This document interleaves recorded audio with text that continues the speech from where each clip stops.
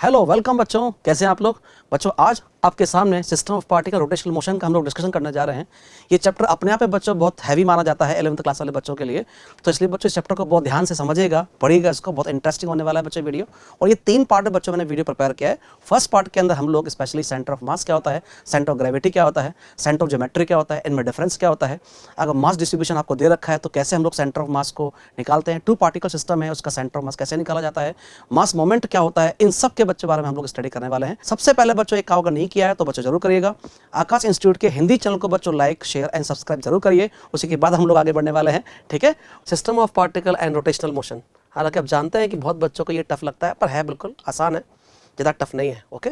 जिसमें कम से कम मेडिकल के अंदर जो क्वेश्चन पूछे जाते हैं स्पेशली वो ज़्यादा हार्ड इसके अंदर नहीं पूछे जाते हैं, ठीक है। तो आज हम लोग वन शॉट रिवीजन करेंगे जिसके अंदर सेंटर ऑफ मास वगैरह की बातचीत हम लोग करेंगे, ओके। तो स्टार्ट करते हैं बच्चों हम लोग सबसे पहले centre of mass and centre of gravity के बारे में थोड़ी बातचीत बच्चों करते हैं। सेंटर ऑफ मास बच्चों क्या होता है, the centre of mass is the point at which whole mass of the body is assumed to be concentrated। एक ऐसा पॉइंट जिस पर पूरी बॉडी के मास को कंसंट्रेटेड माना जा सकता है बच्चों, उसको बोलते हैं सेंटर ऑफ मास। एक्चुअल में हम सेंटर ऑफ मास के बारे इसलिए पढ़े क्योंकि यहाँ पर कोई बॉडी जो है मूव करेगी। अभी तक इसके पहले हम लोग पार्टिकल का मोशन पढ़ करके आए। मोशन अगर एक पार्टिकल करेंगे तो कोई प्रॉब्लम नहीं है, लेकिन अगर बॉडी करेंगे तो अलग अलग पॉइंट का मोशन अलग अलग टाइप से होता है। इस वजह से हमें कोई एक ऐसा पॉइंट चूज करना पड़ता है जिस पॉइंट पर हम सारे इक्वेशंस को लगा पाए, अप्लाई कर पाए। तो वो पॉइंट बच्चों कौन सा होता है, सेंटर ऑफ मास। तो सेंटर ऑफ मास का मतलब बच्चों यहाँ पर क्या होता है, पूरी बॉडी के मास को, एक ऐसा पॉइंट जिस पर पूरी बॉडी के मास को कंसंट्रेटेड माना जा सके, उसको बोलेंगे हम सेंटर ऑफ मास, ठीक है। दूसरा बच्चों होता है centre of gravity. Centre of gravity is the point eight which weight of the body act. इसका मतलब एक ऐसा पॉइंट जिस पॉइंट पर पूरी बॉडी के वेट को, मतलब mg को एक्ट करवा पाए, जहां पर वो जिस पॉइंट पर बच्चों weight of the body act करेगा उसी को हम क्या बोलेंगे, सेंटर ऑफ ग्रेविटी। पर खास बात बच्चों क्या है कि अगर कोई बॉडी स्मॉल है,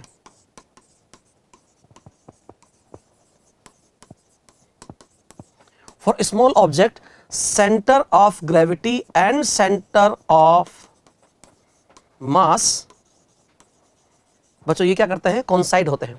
अगर बॉडी कैसी है, छोटी है, इसका मतलब किसके कंपैरिजन में छोटी, छोटी या बड़ी होना तो किसी कंपैरिजन में होता होगा। तो स्मॉल ऑब्जेक्ट का मतलब यह है कि बॉडी का जो रेडियस वगैरह है, साइज वगैरह है, वो साइज अर्थ की रेडियस के रेस्पेक्ट में बच्चों क्या होना चाहिए, बहुत ही कम होना चाहिए। ऐसी कंडीशन के अंदर बच्चों सेंटर ऑफ मास और सेंटर ऑफ ग्रेविटी एक पॉइंट पर ही कॉन्साइड कर जाते हैं, ठीक है। तो स्मॉल ऑब्जेक्ट जो भी हम लोग कैलकुलेशन करेंगे बच्चों, वो सब कौन से होंगे, स्मॉल ऑब्जेक्ट ही होंगे। अगर स्फीयर होगा तो ज़्यादा से ज़्यादा सेंटीमीटर या आधा 1 मीटर की रेडियस का होगा। अगर कोई रॉड लेंगे तो ज़्यादा से ज़्यादा 1 मीटर या 2 मीटर या 10 मीटर के आसपास का होगा। पर रेडियस ऑफ अर्थ तो 6400 किलोमीटर होती है, उनके रेस्पेक्ट में लेंथ या साइज वगैरह बहुत ही कम होना चाहिए। ऐसी कंडीशन में दोनों centre of mass and centre of जो ग्रेविटी होगा, दोनों एक ही पॉइंट पर लाई कर जाएंगे। क्लियर बात। एक बच्चों और वर्ड आपको मिलेगा, geometrical centre. Geometrical centre. Geometrical centre का मतलब बच्चों ये है कि कोई भी बॉडी का सेंटर कहां पर लाई कर रहा है, उसी को हमने ज्योमेट्रिकल सेंटर बोल दिया कि वर्ड के अंदर ही सब कुछ छुपा हुआ है। एक बार बच्चों याद रखिएगा, अगर बॉडी में यूनिफॉर्म मास डिस्ट्रीब्यूशन अगर है, जैसे एक रॉड है, रॉड एक लाइन पर सारा मास बसा हुआ है, डिस्ट्रीब्यूटेड है, इसका मतलब लीनियर मास डेंसिटी, मतलब पर यूनिट लेंथ का मास हर जगह क्या है बच्चों, कांस्टेंट अगर है, तो लीनियर मास डेंसिटी क्या है, मान लीजिए कांस्टेंट है। अगर कोई मास पूरे एरिया पर डिस्ट्रीब्यूटेड है तो एरिया मास डेंसिटी बच्चों हम लोग बोल सकते हैं वो क्या रहना चाहिए, कांस्टेंट। या वॉल्यूम मास डेंसिटी कांस्टेंट रहना चाहिए अगर बॉडी में मास पूरे वॉल्यूम में इक्वली डिवाइडेड है तो, ठीक है। तो अगर मान लीजिए लीनियर मास डेंसिटी या एरिया मास डेंसिटी या सरफेस मास डेंसिटी हम बोल सकते हैं, या फिर वॉल्यूम मास डेंसिटी, अगर बच्चों ये क्या है, कांस्टेंट है, ऐसे केस में बच्चों क्या होगा, geometrical centre and centre of मास दोनों एक ही पॉइंट पर होंगे। जैसे ये रॉड है और इस रॉड में लीनियर मास डेंसिटी क्या बच्चों, फिक्स्ड है, मतलब कांस्टेंट है। Linear mass density through out the motion क्या बच्चों, कांस्टेंट है। ऐसे केस में इसका सेंटर जो होगा, ये मतलब यहां से यहां तक लेंथ l है, तो ये l/2 पर जो सेंटर है, यही सेंटर इसका क्या होगा, ज्योमेट्रिकल सेंटर भी होगा, और यही पॉइंट बच्चों इसका सेंटर ऑफ मास भी होगा। क्लियर, क्योंकि लीनियर मास डेंसिटी क्या है, कांस्टेंट है थ्रू आउट द रॉड। क्योंकि बच्चों इस रॉड की लेंथ में छोटी ले रहा हूँ, किसके कंपैरिजन में छोटा है, रेडियस ऑफ अर्थ के कंपैरिजन में काफ़ी छोटा है, तो स्मॉल ऑब्जेक्ट हो गया। इसलिए सेंटर ऑफ मास और सेंटर ऑफ ग्रेविटी दोनों एक ही पॉइंट पर लाई करेंगे, इसलिए इसी पॉइंट पर इसका सेंटर ऑफ मास होगा, इसी पॉइंट पर इसका सेंटर ऑफ ग्रेविटी होगा, और क्योंकि लीनियर मास डेंसिटी कांस्टेंट है, इसी वजह से यही पॉइंट इसका सेंटर ऑफ सेंट्रॉइड इसको हम बोल देंगे, या ऐसे बोल देंगे अपन ज्योमेट्रिकल सेंटर होगा। क्लियर बात बच्चों? तो ये तीनों में डिफरेंस होता है। एक बार फिर से मैं एक लाइन में आपसे कह दूं, centre of mass, centre of gravity, अगर ऑब्जेक्ट स्मॉल है तो दोनों एक ही पॉइंट पर लाई करेंगे। ज्योमेट्रिकल सेंटर और सेंटर ऑफ मास दोनों एक ही पॉइंट होंगे अगर मास डेंसिटी बच्चों क्या रहेगी, कांस्टेंट रहेगी तो। क्लियर बात? नेक्स्ट बच्चों टॉपिक है हमारा centre of mass of the two particle system. अगर मान लीजिए दो पार्टिकल है तो उनका सेंटर ऑफ मास बच्चों कहां पर लाई करेगा, उसके बारे में हम लोग थोड़ी चर्चा करते हैं। जैसे मान लीजिए यहां पर दो पार्टिकल है, एक मास बच्चों ये m1 है और एक मास यहां m2 है। इसकी जो पोजीशन है वो क्या है, x1 है, और इसकी पोजीशन, इस वाले पार्टिकल की पोजीशन क्या है, x2 है। मान लीजिए बच्चों ये यहां से ओरिजिन से इसके सेंटर ऑफ मास की पोजीशन है, और इसको मैं बोल देता हूं XCM। तो पॉइंट O से इस पार्टिकल की जो पोजीशन है वो है x1, इस मास की जो पोजीशन है वो क्या है, x2 है, और इनके बीच में जहां पर सेंटर ऑफ मास लाई कर रहा है इन दोनों पार्टिकल सिस्टम का, उसका जो पोजीशन है वो सेंटर से कितना है, XCM है। क्लियर हो गई बात? तो सबसे पहले बच्चों हम लोग क्या निकालते हैं, इस पॉइंट के रेस्पेक्ट में, इस पॉइंट के रेस्पेक्ट में इसका कोऑर्डिनेट निकालते हैं। तो एक बात आइए, ये डिस्टेंस XCM है और ये डिस्टेंस x1 है, तो बच्चों ये डिस्टेंस कितनी हो गई, XCM माइनस x1 हो गया। तो उसको लिख लेते हैं हम लोग XCM माइनस x1। इसको मास से हमने बच्चों क्या कर दिया, मल्टीप्लाई कर दिया, that is mass moment, mass moment about centre of मास हो गया ये, ठीक है। प्लस ये अपन बराबर कर दें उधर ले जा करके, ये दूसरे वाले पार्टिकल का देखते हैं कि इसका मास मोमेंट क्या होगा इस पॉइंट के रेस्पेक्ट में। तो ये डिस्टेंस कितनी है, XC1, और ये डिस्टेंस कितनी है, x2 है। तो ये डिस्टेंस कितनी हो जाएगी बच्चों, x2 माइनस XCM। तो ये हो जाएगा x2 माइनस XCM, और ये मास बच्चों हो जाएगा m2, ठीक है। तो ये जो मास मोमेंट है इस सेंटर ऑफ मास के अबाउट, इसका मास मोमेंट और इस पार्टिकल का मास मोमेंट सेंटर ऑफ मास के अबाउट बच्चों क्या रहता है, डायरेक्शन में अपोजिट और मैग्नीट्यूड में बराबर रहता है। किसके अबाउट, फिर बता रहा हूं, सेंटर ऑफ मास के अबाउट। तो इस पॉइंट के अबाउट इसका मास मोमेंट कितना हो गया, मास मोमेंट होता है डिस्टेंस, ठीक है, डिस्टेंस इनटू इसका मास, का मास कितना है m1 हो गया, और यहां से डिस्टेंस कितनी हो गई, XCM माइनस x1 हो गया। इसी तरीके से इस पॉइंट के अबाउट इसका मास मोमेंट कितना हो गया, ये हो गया मास m2, और ये डिस्टेंस बच्चों कितनी यहां से यहां तक x2 माइनस XCM हो गया। मुझे यहां से XCM बच्चों निकालना है, ये बात ध्यान दीजिएगा। तो यहां पर मैं कर लेता हूं m1 XCM minus m1 x1 is equal to m2 into x2 minus m2 into XCM। इसको बच्चों यहां पर ले आता हूं इस जगह पर, और XCM कॉमन भी ले लेता हूं। तो ये हो जाएगा m1 plus m2 equal to, ये हो जाएगा m2 x2 plus m1 x1। Then centre of mass की जो पोजीशन आ जाएगी वो आ जाएगी m1 x1 plus m2 x2 upon m1 plus m2 आ जाएगी। इसका मतलब ये हमारे सेंटर ऑफ मास की पोजीशन हुई किस पॉइंट के रेस्पेक्ट में, जहां से हमारा ओरिजिन था, इस पॉइंट के रेस्पेक्ट में सेंटर ऑफ मास यहां पर लाई करेगा। तो यहां से कितना दूर है, XCM डिस्टेंस पर है, ठीक है। तो इसका मतलब मैंने यहां पर कौन सा पॉइंट बच्चों यूज किया है, मास moment about the centre of mass for two particles always same, ठीक है, in magnitude, in direction opposite, ठीक है। तो इसका मतलब बच्चों ये हुआ कि सेंटर ऑफ मास के अबाउट इस पार्टिकल का मास मोमेंट और इस पॉइंट के अबाउट इस पार्टिकल का मास मोमेंट मैग्नीट्यूड में क्या रहेगा बच्चों, बराबर, और डायरेक्शन में क्या रहेगा, अपोजिट, ठीक है। इसीलिए मैंने दोनों के मास मोमेंट देखो बराबर कर दिए। ये रूल होता है बच्चों कि सेंटर ऑफ मास के अबाउट सिस्टम में जितने भी पार्टिकल है सबका नेट मास मोमेंट, मतलब सारे पार्टिकल्स का मास मोमेंट सेंटर ऑफ मास के अबाउट, इनका वेक्टर एडिशन नेट क्या रहता है बच्चों, 0 होता है। तो यहाँ तो दो ही थे इसलिए हमने कर दिया, ठीक है।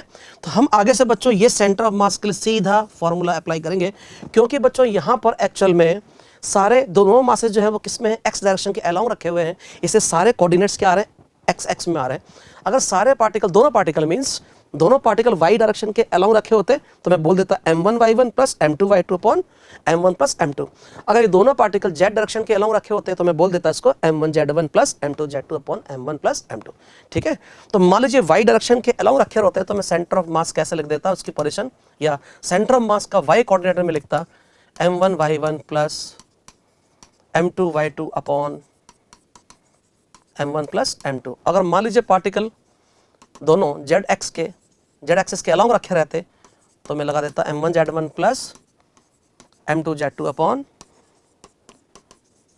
m1 प्लस m2 फॉर्मूला लगा देता। ओके, तो इस तरीके से बच्चे टू पार्टिकल सिस्टम के लिए हम लोगों ने बातचीत की है कि सेंटर ऑफ मास कैसे निकला जाता है। x1 x2 बच्चों क्या होंगे, दोनों पार्टिकल के खुद के सेंटर ऑफ मास, ये खुद का सेंटर ऑफ मास है, ये रहा खुद का सेंटर मास, ये इस पार्टिकल का खुद का सेंटर मास है।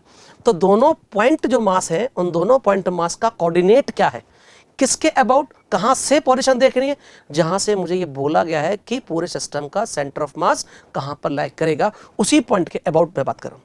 तो इस पार्टिकल का पोजीशन x1 हो गया तो इस पार्टिकल का पोजीशन x2 हो गया। अब इसी पॉइंट के अबाउट मेरा क्या रहेगा, सेंटर ऑफ मास, जिसका फॉर्मूला ये रहा। अगर y डायरेक्शन में है दोनों पार्टिकल तो ये अपन लगा देंगे फॉर्मूला, और z डायरेक्शन में दोनों पार्टिकल रखे हुए तो अपन ये लगा देंगे। क्लियर बच्चों, इस पर बच्चों क्वेश्चन देखते हैं तब आपको और क्लियर होगा। नेक्स्ट बच्चों हमारा centre mass for discrete system. इसका मतलब सिस्टम के दो से ज़्यादा पार्टिकल्स अगर हैं तो हम कैसे उसको देखेंगे। तो मान लीजिए ये y है, ये x है, ये तीन पार्टिकल रखे हुए हैं m1 m2 m3। पहले वाले पार्टिकल की जो पोजीशन है r1 वो क्या है, x1 y1 z1। दूसरे पार्टिकल की जो पोजीशन है वो x2 y2 z2 है। तीसरे वाले पार्टिकल की जो पोजीशन है वो x3 y3 एंड z3 है। तो इसको ऐसे भी लिखा जा सकता है, ये रहा हमारा पोजीशन वेक्टर फर्स्ट पार्टिकल का, इसको मैं r1 बोल देता हूँ, ये हमारा r2 पोजीशन वेक्टर हो गया, और ये हमारा r3 पोजीशन वेक्टर हो गया। इस पॉइंट के अबाउट मुझे इन तीनों पार्टिकल के सिस्टम जो बना हुआ है, इस पूरे सिस्टम का मुझे सेंटर ऑफ मास की पोजीशन निकालनी है with respect to this point. ठीक है, तो हम बच्चों कैसे लिखेंगे, RCM वेक्टर फॉर्म में is equal to m1r1 plus m2r2 plus m3r3 upon m1 plus m2 plus m3 लिख लेंगे। तो ये हमारा पोजीशन वेक्टर का फॉर्मूला है। तो ये बच्चों हम सेंटर ऑफ मास की पोजीशन ऐसे निकाल सकते हैं। जैसे मैं एग्जांपल आपको देता हूँ, ठीक है। एग्जांपल बच्चों ये है हमारा, ये y है, ये x है, एक पार्टिकल बच्चों यहाँ है और एक पार्टिकल यहाँ है। ये दो पार्टिकल हैं, इन दोनों का मास बच्चों क्या मान लीजिए बराबर है। इसका पोजीशन वेक्टर बच्चों 1, 2 और मान लीजिए इसका जो पोजीशन वेक्टर है, पोजीशन जो है वो कहता है 3, 4 है। तो ये बच्चों इसका हो गया पोजीशन वेक्टर r1 मान लेता हूँ, और ये इसका पोजीशन वेक्टर r2 मान लेता हूँ, राइट। तो फॉर्मूला मुझे यहाँ से इस पॉइंट के अबाउट इस सिस्टम का मुझे सेंटर मास की पोजीशन निकालनी है। तो मैं सबसे पहले r1 बच्चों लिख लेता हूँ। r1 में क्या लिखूँ, i cap plus 2j cap. ऐसे ही r2 बच्चों लिख लेता हूँ 3i cap plus 4j cap. अगर मुझे सेंटर ऑफ मास की पोजीशन निकालनी है वेक्टर फॉर्म में, तो ये m1r1 plus m2r2 upon m1 plus m2। तो ये RCM बच्चों कैसे लिख लूंगा, m1 कितना है m, r1 कितना है एंड m2 वो भी m है, और ये है 3i cap plus 4j cap upon total मास कितना हो गया 2m। तो RCM बच्चों कितना हो गया, m तो कॉमन लेके यहाँ से साफ कर देंगे, ये i कैप और ये i कैप मिलके 4i कैप हो गया, एंड ये 2j कैप और ये 4j कैप मिला के 6j कैप हो गया, बाय 2 कर देंगे, ये हो गया 2i cap plus 3j cap. ये मेरा सेंटर ऑफ मास का वेक्टर आया है, सेंटर ऑफ मास का पोजीशन वेक्टर है। इसका मतलब सेंटर ऑफ मास की जो पोजीशन है वो x में तो कितना है 2 है और y में कितना है बच्चों 3 है। तो हमें अलग अलग करने की वजह जरूरत नहीं पड़ेगी कि मैं x में जाऊँ फिर फॉर्मूला लगाऊँ XCM बराबर m1 x1 plus m2 x2 upon m1 plus m2, फिर y में जाऊँ YCM बराबर m1 y1 plus m2 y2 upon m1 plus m2, ये हमें लगाने की जरूरत नहीं पड़ेगी। तो हम सीधा ही इसी से काम चला लेंगे, वेक्टर फॉर्म में काम चला लेंगे। ठीक है, एक एग्जाम्पल बच्चों मैं आपको और देता हूँ। तो बच्चों नेक्स्ट क्वेश्चन हम लोग देखते हैं। 2 particles of mass m and 2m are placed at a point 0, a and a, 0. Then find the position of center of mass with respect to origin. चलिए देखते हैं। ये y एक्सिस हो गई, ये x एक्सिस हो गई। एक पार्टिकल बच्चों कहाँ पर है, m मास कहाँ पर रखा हुआ है 0, a, तो 0, a ये रहा। ठीक है, इस पॉइंट पर रखा हुआ है जिसका मास क्या है m। दूसरा रखा हुआ है a, 0 पर, लेकिन उसका मास बच्चों कितना है, ये 2m है। और इस ओरिजिन के रेस्पेक्ट में मुझे क्या निकालना है, इसका सेंटर ऑफ मास निकालना है सिस्टम का। तो फॉर्मूला बच्चों हमारे पास में क्या है, RCM बराबर m1 r1 plus m2 r2 upon m1 plus m2। m1 बच्चों क्या है देखें, ठीक है, m1 बच्चों यहां पर क्या है, ये रहा, इसको मान लीजिए m1, तो मास कितना हो जाएगा इसका m इंटू पोजीशन वेक्टर इसका बच्चों क्या है a j कैप। दूसरा वाला मास क्या है 2m, इसका पोजीशन वेक्टर क्या है a i cap upon mass बच्चों कितना हो गया टोटल मिला के 3m। तो एक m तो बच्चों कैंसिल हो जाएगा और यहाँ हो जाएगा आपके पास में 2i cap plus j cap by 3। It means 2i cap by 3 plus j cap by 3, ये सेंटर ऑफ मास की बच्चों पोजीशन हमारी निकली है। ठीक है, तो अब ये 2i cap plus j cap by 3 जो हम लिख रहे हैं, इसका i में कितना आ रहा है 2/3 और j में कितना आ रहा है 1/3। इसका मतलब सेंटर ऑफ मास का x कोऑर्डिनेट बच्चों कितना है 2/3 है और y कोऑर्डिनेट बच्चों कितना है 1/3 है। इस तरीके से बच्चों हम वेक्टर फॉर्म में फॉर्मूला को यूज कर लेते हैं। ठीक है, नहीं हो तो फिर x और y z को आपको अलग अलग लिखने पड़ेंगे, बाद में जाकर के फिर आपको लिखना पड़ेगा XCM I vector plus YCM J vector plus ZCM K vector आपको लिखना पड़ेगा। ठीक है, और अगर वेक्टर फॉर्म में चलेंगे तो हमें x y z अलग अलग करने की आवश्यकता नहीं है। अगला बच्चों सवाल देखते हैं अपन, एक और सवाल है। 3 particles having same mass are placed at the vertex of equilateral triangle. Find the center of mass with respect to any one mass. ये 3 पार्टिकल बच्चों हैं एक इक्विलेटरल ट्रायंगल के कॉर्नर पर बसे हुए हैं। एक मास ये रहा, एक मास ये रहा और एक मास ये रहा। इसका पोजीशन वेक्टर बच्चों कितना है 0, 0 है, तो ये 3 मास बच्चों हैं। इसका तो 0, 0 ओरिजिन पर है और इसका मान लेते हैं a, 0 पर है। मान लीजिए इक्विलेटरल ट्रायंगल जो है वो इसकी साइड क्या है बच्चों a है। इसका पोजीशन बच्चों मैं निकाल लूंगा। वैसे तो हम जानते हैं इसका पूरा जो आंसर आएगा सेंट्रॉइड का जो कोऑर्डिनेट्स होते हैं वही आएगा, फिर भी निकालेंगे तो हम इसका जो कोऑर्डिनेट है बच्चों वो कितना आएगा, ये है बच्चों a, ये एंगल कितना है 60 है, तो ये अगर साइड a है तो ये कितना हो गया a cos 60, इसका मतलब a/2, तो इसका x कोऑर्डिनेट तो कितना है बच्चों a/2 है।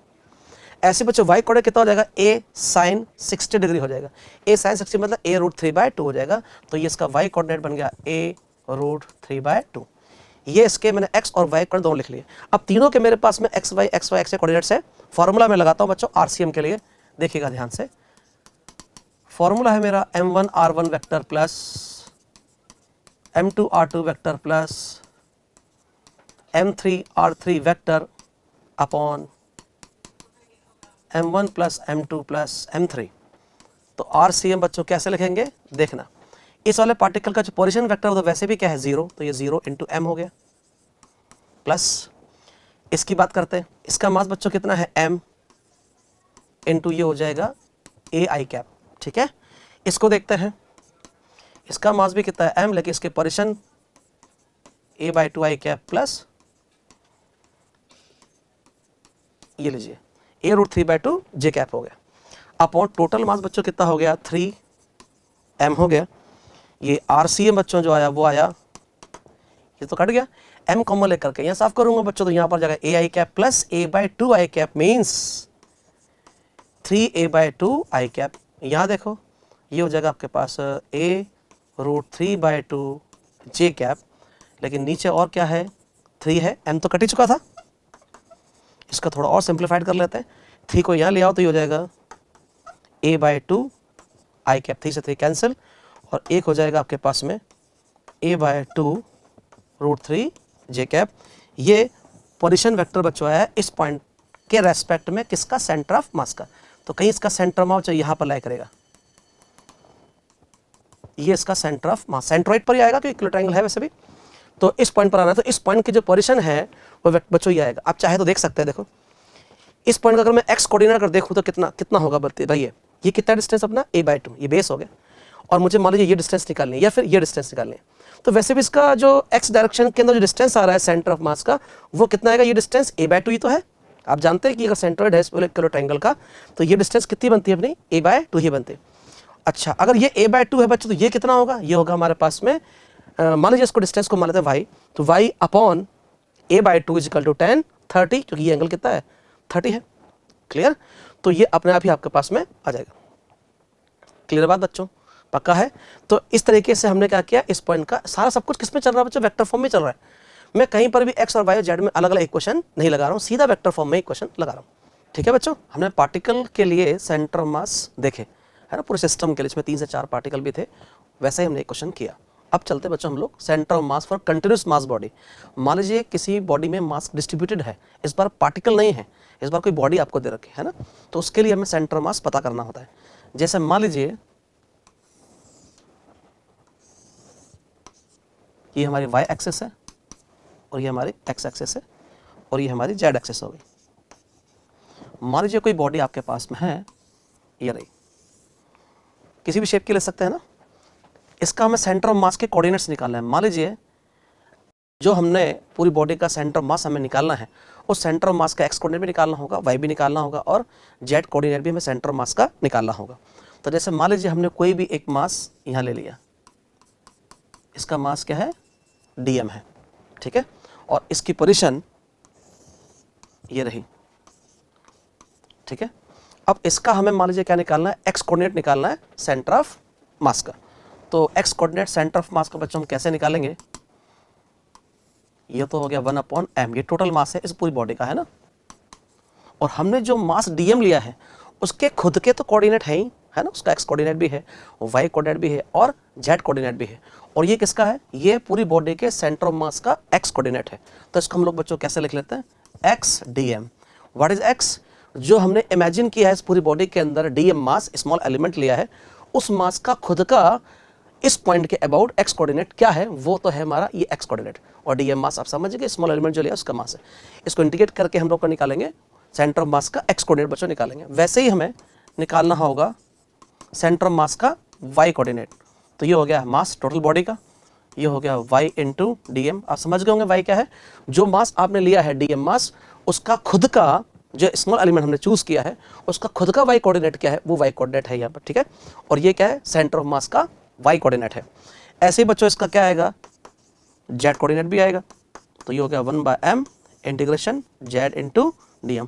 प्रॉपर लिमिट लगा करके हमें इंटीग्रेट करना होगा। तो इस तरीके से बच्चों हम क्या करेंगे, सेंटर ऑफ मास का, इस पूरी बॉडी का जो सेंटर ऑफ मास आएगा उसका एक्स कोऑर्डिनेट निकाल लेंगे, वाई कोऑर्डिनेट निकाल लेंगे और जेड कोऑर्डिनेट निकाल लेंगे। यहाँ पर m क्या है, total mass of the body है, ठीक है। हो सकता है कि मास जिसमें डिस्ट्रीब्यूटेड हो वो मास का वो हो सकता है मास डेंसिटी बच्चों क्या हो, डिफरेंट जगह पर डिफरेंट हो। इसका मतलब हो सकता है कांस्टेंट हो सकता है कांस्टेंट ना हो। कांस्टेंट होगा तो खैर खास दिक्कत हमको नहीं आती है, लेकिन अगर मान लीजिए कांस्टेंट नहीं है तो मैं इंटीग्रेट करके इसको निकालना पड़ता है, ठीक है। अभी एग्जाम्पल हम लोग देखेंगे तो आपको समझ आएगा। जैसे एग्जाम्पल हम लोगों ने लिया है, एक यहाँ पर बच्चों रॉड है जिसकी लेंथ क्या है l, और ये एक्स एक्सिस के अलॉन्ग रखी हुई है, जिसका एक एंड बच्चों कहाँ पर है, ओरिजिन पर है, और दूसरा एंड किसी डिस्टेंस पर है। लीनियर मास डेंसिटी डिपेंड कर रही है, यहाँ लैम्डा क्या है, लीनियर मास डेंसिटी है। ये कैसे डिपेंड कर रही है, अल्फा एक्स स्क्वायर, जहाँ अल्फा बच्चों क्या है, कांस्टेंट है। मुझे इसका पोजीशन निकालना है ओरिजिन के रेस्पेक्ट में कि सेंटर मास कहाँ पर आएगा, ठीक है। तो ये हमारी रॉड है, देखिए ये हमारी रॉड हो गई, ये हमारा x बराबर 0 है यहाँ, ठीक है। अब एक बात तो आप देख सकते हैं, ये इसका ज्योमेट्रिकल सेंटर को इससे कोई मतलब नहीं है कि मास यूनिफॉर्मली डिस्ट्रीब्यूटेड है कि नॉन यूनिफॉर्मली डिस्ट्रीब्यूटेड है। तो इस पॉइंट के अबाउट अगर देखें अपन, ये ज्योमेट्रिकल सेंटर है, इस पॉइंट के अबाउट इधर देखें और उधर देखें, ऐसे ही सोचते हैं, बस कैलकुलेशन तो कर ही लेंगे हम लोग, कैलकुलेशन में तो कोई दिक्कत नहीं है। तो ये इसका ज्योमेट्रिकल सेंटर है, तो ये l/2 हो गया और ये भी कितना हो गया, l/2 हो गया। यहाँ पर बच्चों देखो मास लगातार जो है वो x के साथ साथ बढ़ रहा है, क्योंकि लैम्डा डायरेक्टली प्रोपोर्शनल टू क्या है, एक्स स्क्वायर है, तो यहाँ पर इसका मतलब है कि x बढ़ेगा तो मास भी बढ़ेगा। तो इस पॉइंट के बाद इधर देखें तो यहाँ मास ज़्यादा होगा और यहाँ देखें तो मास क्या होगा, कम होगा। और हम जानते हैं कि जिधर मास ज़्यादा होता है सेंटर मास उधर ही क्या होता है, शिफ्ट हो जाता है। इसका मतलब इधर मास ज़्यादा है और इधर मास कम है, तो सेंटर मास जो आएगा वो इधर आएगा। इसका एक बात तो मुझको पता लग गई कि सेंटर मास की पोजीशन L/2 से क्या नहीं है, ज़्यादा नहीं है। कैलकुलेट करने पर एग्जैक्ट हमको पता चल जाएगा।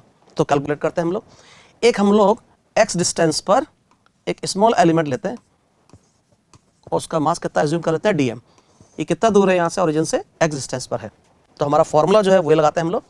सेंटर ऑफ मास का जो x कोऑर्डिनेट मुझे निकालना है, क्योंकि सेंटर ऑफ पूरा मास जो है बच्चों x डायरेक्शन में ही फैला हुआ है, इसलिए इसका y कोऑर्डिनेट सेंटर ऑफ मास का तो आएगा नहीं, z कोऑर्डिनेट आएगा नहीं, केवल कौन सा कोऑर्डिनेट आएगा, x कोऑर्डिनेट ही आएगा। तो इसलिए हम लोग वही निकाल रहे हैं। तो यहाँ पर फॉर्मूला हमारा क्या था बच्चों, 1/m इंटीग्रेशन x इंटू जो भी हमने एक स्मॉल एलिमेंट चूज किया है उसका खुद का x कोऑर्डिनेट क्या है, x, और ये dm हो गया हमारा मास। अब पहले हमें dm यहाँ पर निकालना होगा। तो यूनिट लेंथ का बच्चों मास कितना है, लैम्डा है, तो इस एलिमेंट की लेंथ मान लेता हूं मैं कितनी है बच्चों, dx। तो इसका मास कितना आएगा, lambda into dx, that is dm। ठीक है, यूनिट लेंथ का मास बच्चों कितना है, लैम्डा। इसकी लेंथ मैंने कितनी मानी है, dx, तो इसका मास कितना हो गया, लैम्डा इंटू dx हो गया। यही वैल्यू हम लोग यहाँ पर रखते हैं। एक हो जाएगा 1/m, टोटल मास उधर रॉड कितना है, m है, और ये हो गया x, dm की जगह रख देते हैं लैम्डा इंटू dx। अब ये मास भी हमें निकालना होगा, अभी थोड़ी देर में निकालेंगे हम लोग। ये x हो गया और इस लैम्डा की जगह रख देते हैं हम लोग alpha x² into dx। Limit लगाते हैं 0 to l। इस मास को भी बच्चों अलग से मैं भी निकाल देता हूँ यहाँ पर, है ना। वो कैसे निकाल लूँगा, लैम्डा इंटू dx, ये क्या है बच्चों, ये इस dx लेंथ का मास है। मुझे टोटल मास बच्चों अगर निकालना है तो इसी को मैं क्या कर दूंगा, 0 to x, या x की वैल्यू क्या है, l के बराबर है, इसको इंटीग्रेट कर दूंगा। तो इसको अलग से हम लोग लिख लेते हैं पहले, है ना। तो लैम्डा बच्चों क्या है, लैम्डा है अल्फा x² dx, लिमिट आ गई 0 to l। तो यहाँ पर मास बच्चों हमारा आ जाएगा अल्फा x² इंटू dx को कैसे लिख लेंगे, अल्फा l³/3। x² का इंटीग्रेशन कितना होगा, x³/3, और उसमें मैंने लिमिट रख दी तो अल्फा l³/3 हो गया। ये मास आ गया हमारा। इसकी वैल्यू मैं थोड़ी देर में यहाँ रख दूंगा। इसमें बच्चों आगे इंटीग्रेट करते हैं इसको, तो ये हो जाएगा हमारे पास अल्फा बाहर आ जाएगा, x³ है तो इंटीग्रेट करोगे तो कितना आ जाएगा, x⁴/4, और ये हो जाएगा नीचे मास। अब देखते हैं कितना x कोऑर्डिनेट आता है। इस x की जगह बच्चों कितना लिख लेते हैं, l⁴ लिख लेते हैं। नीचे क्या आ जाएगा बच्चों, मास m इंटू 4 इंटू मास कितना है बच्चों, अल्फा l³/3। ठीक है, अल्फा अल्फा बच्चों कैंसिल हो जाएगा, ऊपर l बचेगा, तो ये आ जाएगा आंसर 3l/4। तो ये हमारा x कोऑर्डिनेट बच्चों आया है सेंटर ऑफ मास का। इसका मतलब मैंने जो आपसे पहले स्टार्टिंग में कहा था, क्योंकि सेंटर ज्योमेट्रिकल सेंटर जो है इसके इधर मास ज़्यादा है, इधर मास क्या है, कम है, इसीलिए सेंटर ऑफ मास l/2 से ज़्यादा डिस्टेंस पर ही आना है। और वो हमें कैलकुलेट करने पर पता भी लग रहा है कि सेंटर ऑफ मास कहाँ पर है, इस ओरिजिन से कितना दूर पर आ रहा है, 3l/4 पर, जो कि l/2 से क्या है, ज़्यादा है। इस तरीके से बच्चों हम लोगों ने सेंटर ऑफ मास इस रॉड का निकाल लिया। तो यहाँ पर एक्चुअल में मास यूनिफॉर्मली डिस्ट्रीब्यूटेड नहीं था और मास एक लेंथ पर फैला हुआ था, इसलिए हमें इंटीग्रेशन करना पड़ गया। ओके, हमारे पास बच्चों क्या दे रखा है कि small section of side A is cut from large square plate of side A. Actual में ये 2a साइड है, ये 2a साइड है, ये स्क्वायर प्लेट है 2a साइड की, है ना। और इसमें से हमने क्या किया, इस a साइड का एक सेक्शन, स्क्वायर सेक्शन यहाँ से कट कर दिया। इसका मतलब मेरे पास केवल ये पोर्शन बचा हुआ है। कह सकते हैं कि a साइड की 3 हमारे पास में स्क्वायर प्लेट है, इसका हमें सेंटर मास निकालना है, इस पॉइंट के रेस्पेक्ट में निकालना है। ठीक है, देखते हैं। सबसे पहले एक काम करते हैं, इसका खुद का सेंटर मास बच्चों कहाँ पर आएगा, ये आएगा। इसका खुद का सेंटर मास कहाँ आएगा, यहाँ आएगा। और इसका सेंटर मास कहाँ आएगा, यहाँ आएगा। तीनों का हमने सेंटर मास अलग अलग जो स्क्वायर प्लेट है जिसकी साइड क्या है बच्चों, ए है, इस सेक्शन के लिए खुद का सेंटर मास ये रहा, इसके लिए सेंटर मास ये रहा, और ये वाला पॉइंट इसके सेंटर ऑफ मास को बता रहा है। ठीक है, चलते हैं बच्चों, देखते हैं सेंटर ऑफ मास कहाँ पर आएगा। इसमें अपन इस पॉइंट के कोऑर्डिनेट अगर अपन देखें तो कितना आएगा बच्चों, ये साइड पूरी कितनी है अपने पास में, 2a, ये साइड कितनी है a, तो इसका x कोऑर्डिनेट कितना आएगा बच्चों, a/2, कॉमा y बोलो कितना आएगा, ये a हो गया और ये a/2 हो गया, तो ये हो गया 3a/2 हो गया। तो ये x और y कोऑर्डिनेट इसके हो गए। इसको देखते हैं, इसका कोऑर्डिनेट ये वाला कितना आएगा, यहाँ से यहाँ तक की डिस्टेंस कितनी है, a/2, x कोऑर्डिनेट हो गया। एंड y कोऑर्डिनेट भी कितना है इसका, a/2 है। इसका x कोऑर्डिनेट देखें, ये हो गया a और ये हो गया a/2, तो इसका x कोऑर्डिनेट कितना हुआ, 3a/2, और ये हो गया आपके पास वाई कोऑर्डिनेट ये। तो सबके हमने क्या किया, एक्स और वाई कोऑर्डिनेट लिख लिए। इसका एक्स कोऑर्डिनेट कितना है a/2, वाई कोऑर्डिनेट कितना है 3a/2। इस प्लेट का जो एक्स कोऑर्डिनेट है वो है a/2 और इसका वाई कोऑर्डिनेट भी कितना है a/2। इसका एक्स कोऑर्डिनेट 3a/2 है और वाई कोऑर्डिनेट कितना है a/2। ठीक है। अच्छा, सबका मास बच्चों हम लोग कितना मान लेते हैं, ये m, इसका मास भी कितना है m और इसका मास भी कितना है m। देखते हैं इसका सेंटर ऑफ मास कहाँ पर आता है। चलिए, सेंटर ऑफ मास को लिए अपने देखा था RCM is equal to m1r1 plus m2r2 vector plus m3r3 vector upon total mass m1 plus m2 plus m3। Yes, तो इसका मास बच्चों पहले सेक्शन में कितना है m है, तो मैं RCM बच्चों यहाँ लिखता हूँ, ये RCM is equal to m, mass m है इस सेक्शन का, और इसका I और J में वैल्यूज कितनी है a/2 I cap plus 3a/2 J cap plus दूसरे वाले का मास m हो गया। इस सेक्शन के लिए बात करते हैं, a/2 I cap plus a/2 J cap plus आगे बढ़ते हैं। तीसरे सेक्शन का मास भी कितना है m है, इसमें लिखते हैं x कोऑर्डिनेट कितना है 3a/2 I cap plus a/2 J cap upon total मास कितना हो गया 3m। चलो आगे बढ़ते हैं। ठीक है, तो m तो बच्चों क्या हो जाएगा, कैंसिल हो जाएगा। अब देखते हैं इसमें कितना बचा, a/2 I कैप हुआ, a/2 I कैप हुआ और 3a/2 I कैप भी है। इसका मतलब a/2 तो हो गया a I कैप और साथ में कितना है 3a/2 भी है, तो a प्लस 3a/2 मतलब 1 प्लस 3/2 तो 5/2 हो गया। तो ये हो जाएगा 5/2 I कैप। एक तो ये आ गया, मास तो वैसे भी क्या हो रहा है सब जगह कैंसिल हो जाएगा, है ना। अब J कैप में देखते हैं, तो ये तो समझ में आ गया आपको, a/2 a हो गया और a प्लस 3a/2 5a/2 हो गया। J में देखते हैं 3/2, ये a/2 है, ये भी क्या a/2, तो a/2 फिर से a और वापस से 3a/2 ऐड कर देंगे तो 5a/2 आ जाएगा। तो ये हो जाएगा 5a/2 J कैप इंटू 1/3, नीचे 3 तो बचेगा ही, तो ये RCM बच्चों हमारे पास आ जाएगा। यहाँ a भी है तो यहाँ से a कॉमन ले लेता हूँ, बाहर ले लेते हैं और 2 भी बाहर ले लेते हैं, तो ये 6 हो जाएगा। ब्रैकेट में बच्चों बचेगा 5I cap plus 5J cap. ये हमारे सेंटर ऑफ मास की पोजीशन बच्चों आई है, इस पॉइंट के रेस्पेक्ट में आई है, क्योंकि सारे सेक्शन के कोऑर्डिनेट ने इसी पॉइंट से बच्चों लिए थे। क्लियर हो गया बात, a अपन लोगों ने बाहर निकाले चुके हैं। ठीक है, अब क्या बचा 5/2 अंदर लेके चला, 1/2 बाहर निकाल चुका, तो 5 साथ में जो 3 था वो भी क्या होगा मल्टीप्लाई होकर के 6 बन गया। तो ये हमारा बच्चों क्या हुआ RCM आया इस पूरे सेक्शन के लिए, जिसमें 3 प्लेट्स थी। इसका पूरे का हमने सेंटर ऑफ मास इस पॉइंट के रेस्पेक्ट में निकाला, तो हमारे पास में x कोऑर्डिनेट बच्चों कितना आया 5a/6 एंड y कोऑर्डिनेट भी कितना आया 5a/6 आया। क्लियर हो गई बात। अगला हम लोग बच्चों चलते हैं। ठीक है, एक हमारे बच्चों ये सवाल है, ये क्वेश्चन बहुत फेमस है, आप जानते हैं, इसको पढ़ते हैं क्या है। Small disc of radius r/2 is cut from large disc of radius r as shown in figure, then find the center of mass or remaining part about the point O। ये बच्चों पॉइंट O वो point है जो पूरे body का centre of मास था, जब इसको काटा नहीं गया था तब था ये। तो इस पूरे डिस्क की रेडियस बच्चों कितनी है r है, ठीक है, ये लिखा हुआ है इसमें, और जो सेक्शन काटा गया है उसकी रेडियस बच्चों कितनी है वो है r/2। इसका मतलब ये r/2 है, ये इसका सेंटर है, इसको मैं O' मान लेता हूँ, है ना। इस बॉडी का सेंटर मास हमको कैलकुलेट करना है, तो पहले इसमें एक खास बात बच्चों देखते हैं। एक फॉर्मूला आप लोगों को सुनेंगे बच्चों सेंटर मास का एक्स कोऑर्डिनेट निकालने के लिए। एक्स कोऑर्डिनेट में क्यों इंटरेस्टेड हूं उसको बात ध्यान सुनिएगा। जैसे ये एक्सिस बच्चों कौन सी है y है, और ये एक्सिस कौन सी है हमारी x है। आप इसको देखो, आप x एक्सिस के अबाउट जितना सेक्शन आपने मास का काटा है उतना ही नीचे वाला सेक्शन का मास भी है, तो ये दोनों सेक्शन का मास क्या बराबर है, क्योंकि आपने इस एक्सिस के अबाउट जितना मास ऊपर से काटा है उतना ही मास नीचे से भी काटा है, इसलिए सेंटर मास O पॉइंट से ऊपर की तरफ नीचे की तरफ शिफ्ट नहीं होगा। ठीक है, लेकिन y एक्सिस के अबाउट देखो, y एक्सिस के अबाउट इधर तो आपने मास काटा है, इधर मास कट नहीं किया, इसका मतलब इधर मास आपने कर दिया कम और इधर मास ऑलरेडी पहले से क्या है अब ज़्यादा हो गया। मतलब पहले वाला मास यहाँ तो वही है, लेकिन इधर मास आपने कम कर दिया, काट के इसको हटा दिया गया। इसका मतलब इसके रेस्पेक्ट में इधर का मास क्या है ज़्यादा, तो सेंटर ऑफ मास किधर खिसकेगा, इधर ही खिसकेगा। मेरे कहने का मतलब बच्चों ये है कि सेंटर ऑफ मास पहले कहाँ पर था 0,0 पर था, लेकिन इस तरीके से कट करने से क्या होगा कि centre of mass y axis की तरफ शिफ्ट नहीं होगा, सेंटर ऑफ मास जो होगा वो इधर मास हटाने से क्या होगा, इधर मास इसके रेस्पेक्ट में बढ़ गया, इसलिए एक्स कोऑर्डिनेट इधर खिसक जाएगा सेंटर ऑफ मास का। क्लियर? तो हमारा एक्स कोऑर्डिनेट ही केवल काम में आने वाला है। तो एक्स कोऑर्डिनेट निकालते हैं सेंटर ऑफ मास का। एक फॉर्मूला बच्चों ये होता है a1x1 minus a2x2 upon a1 minus a2। ये बता दो क्या क्या है। पहली बात तो ये फॉर्मूला किसके लिए वैलिड है बच्चों? एक लेमिनर स्ट्रक्चर के लिए वैलिड है। ये एक चकती है या डिस्क है। डिस्क के लिए यूनिफॉर्म डेंसिटी वाले डिस्क है, इसलिए हमारा केवल एरिया काम में आ रहा है। ठीक है?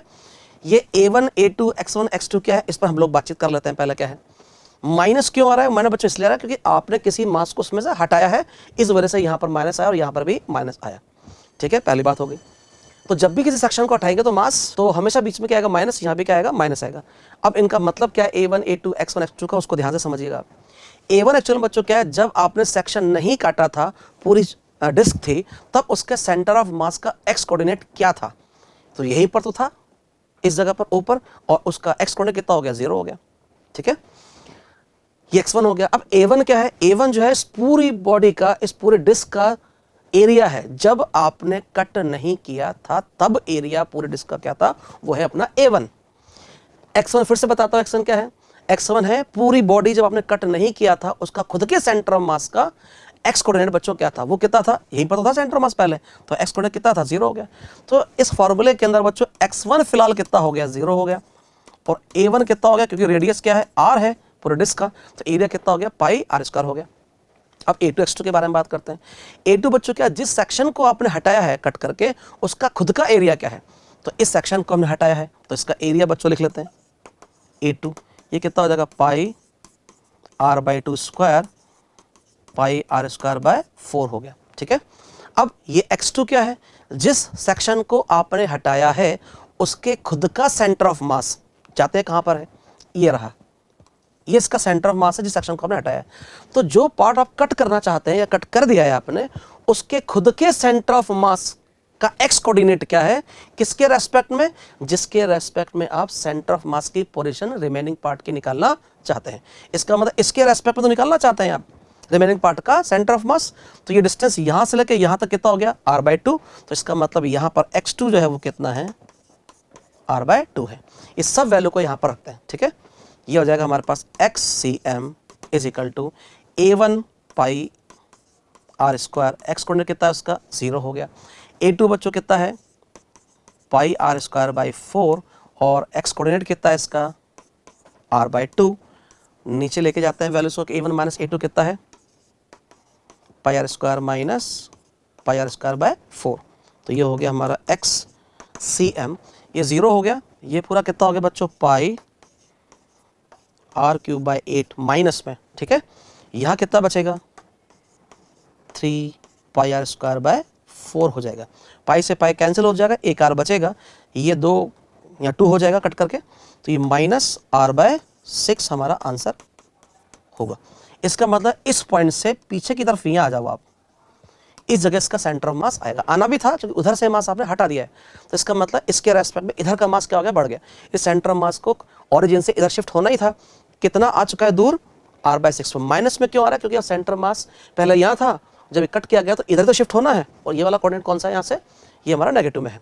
ठीक है, तो इस तरीके से बच्चों ये 2 सवाल है। ये वाला फॉर्मूला बच्चों याद रखेगा, अगर आपने कट नहीं किया है तो प्लस आता है, और अगर कट कर दिया तो माइनस आता है। ठीक है, अब आते हैं हम लोग सेंटर ऑफ मास और डिफरेंट बॉडी पर। अगर मान लीजिए कभी कभार ऐसा जरूरत पड़ जाती है हम लोग को मोमेंट ऑफ इनर्शिया निकालते वक्त या कोई भी क्वेश्चन करते वक्त, अलग अलग बॉडीज़ के हमें सेंटर ऑफ मास पता होने चाहिए।